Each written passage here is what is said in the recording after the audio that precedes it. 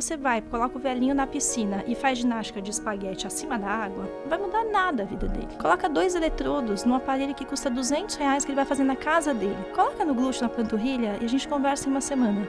É outro velhinho. Eu aprendi com os psiquiatras, né, que existe um grande diagnóstico diferencial, né? Que às vezes você não sabe o que você está vendo naquele momento.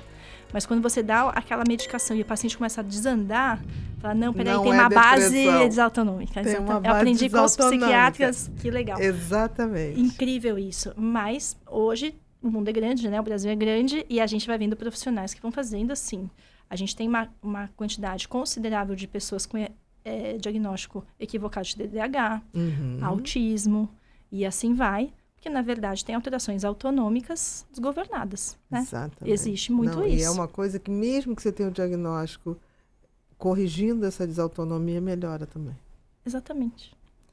Então, assim, hoje nas escolas, né, a gente vê muito isso, muito. E quando você corrige... Então, a gente está falando do sistema de estresse. Junto com o sistema de estresse, tem o sistema de controle hídrico, que é o nosso sistema de pressão mesmo. Exatamente, manutenção da pressão. Exato. Quando você corrige... acumula líquido, libera mais líquido. Isso. Quando você corrige essa parte elétrica e você corrige a parte de ingesta hídrica, parece uma besteira, né? Você melhora a qualidade de vida daquela pessoa de uma forma absurda. A pessoa passa a conseguir fazer atividade física. Ela precisa só de alguns guias. Então, tem alguns pacientes que fazem exercícios ao contrário, a favor da gravidade, com a cabeça para baixo. Entendi. Não consegue ficar em pé, mas planta a bananeira e ele fala que ali é o paraíso. Mas você precisa de um profissional para falar assim, aqui você vai conseguir, vem comigo que a gente consegue. Mas eu não tenho força no glúteo. Peraí que tem um eletrodo aqui que vai segurar seu glúteo até você conseguir. Se você pensar que você tem alteração dos eletrólitos também em resposta aos sistemas simpático e parasimpático, que eles regulam também isso. Exatamente.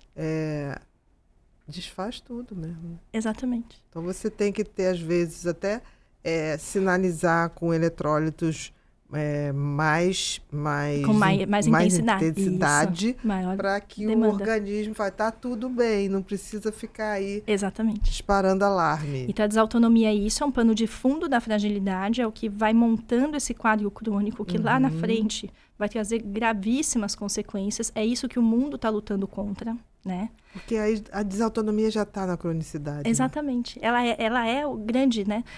Desautonomia e sarcopenia. A perda muscular.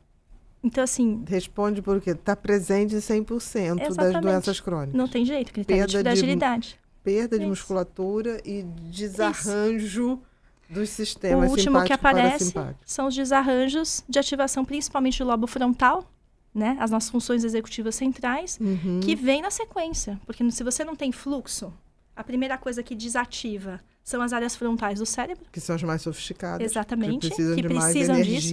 E que são elas que ligam, são as portas de entrada para o sistema nervoso autônomo, certo?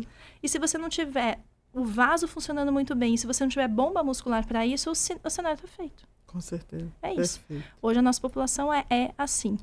Não existe remédio para corrigir isso? Não tem. Não tem. Mas existem ajustes. Sim. Que você novamente entendi perfeitamente. Perfeito. O que você está colocando é que você usa a tecnologia para ativar novamente esses sistemas que em algum momento resolveram Ao mesmo parar. tempo. E é muito legal, porque assim o sistema é altamente responsivo. Isso é lindo no corpo. Você pega um velhinho caquético. Foi feito para o movimento, Exatamente. Né? É exatamente isso. Exatamente. Isso é lindo, a memória está lá. Exato, nós fomos feitos para movimentar. Está tudo lá. Só que ela é frequência e intensidade dependente. Então, se você vai, coloca o velhinho na piscina e faz ginástica de espaguete acima da água, não vai mudar nada a vida dele. Coloca 2 eletrodos num aparelho que custa R$200 que ele vai fazer na casa dele. Coloca no glúteo, na panturrilha e a gente conversa em uma semana. É outro velhinho. Entendeu? Então, tem um desajuste de treinamento. Esses aparelhos hoje tem aparelhos que são portáteis. E a gente está nessa fase, que assim, uma coisa é você pegar o paciente realmente frágil, que não consegue sair da cama, que está desmaiando 6 vezes por dia, grave. E aí você fala, não, peraí, você precisa de isso. Você precisa de um centro de tecnologia. Mas a grandíssima maioria dos pacientes não precisa disso. Entendi. O que ele precisa?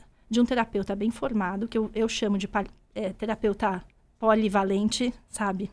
multicompetente, que saiba ver esses sistemas, esses neuroeixos, e saiba interagir, muitas vezes, dentro da casa do paciente, porque isso faz uma diferença gigantesca. Faz, você está dentro do ambiente daquela pessoa. Com aparelhos elétricos, tanto centrais, quanto periféricos, quanto autonômicos. Hoje existe estimulador vagal. Estimulador vagal hoje custa R$300. Exatamente. Gente, eu canso de falar, gente, compre esse aqui, né? Mas o paciente compra e não faz todo o resto. Porque não tem o terapeuta que ensine isso. Não tem o técnico que monte a estratégia.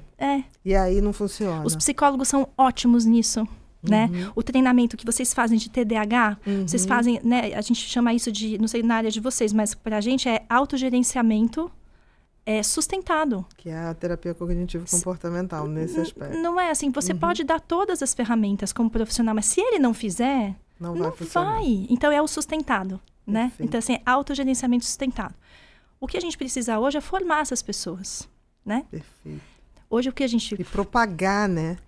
Hoje o que a gente fala é assim, A gente chama isso. a gente vê, a gente tá com um problema dos dois lados da mesa, né? Tudo que a gente falou agora é dos pacientes.